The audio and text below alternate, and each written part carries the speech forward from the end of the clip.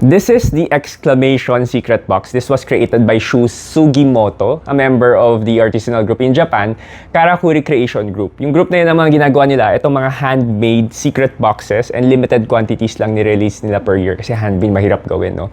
Now, ang secret boxes kasi, it's a puzzle na kailangan mong hanapin at buksan yung secret compartment. So in this case, ito yan, makikita nyo may seam siya dyan, di ba? Pero nakalock siya at hindi mo siya basta-basta mabubuksan, no? So question right now is how to open this secret box, no? Ngayon, upon observation, makikita mo sa taas, merong pusa na nakadapa at yung buntot lang niya yung gumagalaw. Tapos sa tabi niya, merong snake na tile, di ba? Ngayon, yung clue on how to open this is on the title itself, which is exclamation na tatlo. So, parang in a way, itong nakadapa na pusa, gugulatin natin using the snake. So, how do we do that? First is we remove this snake tile. Tapos, we find a way para ilagay sa harap yung snake sa harap ng pusa. No? So, first, we slide this tile sa likod, tapos sa side niya, and then sa harap niya.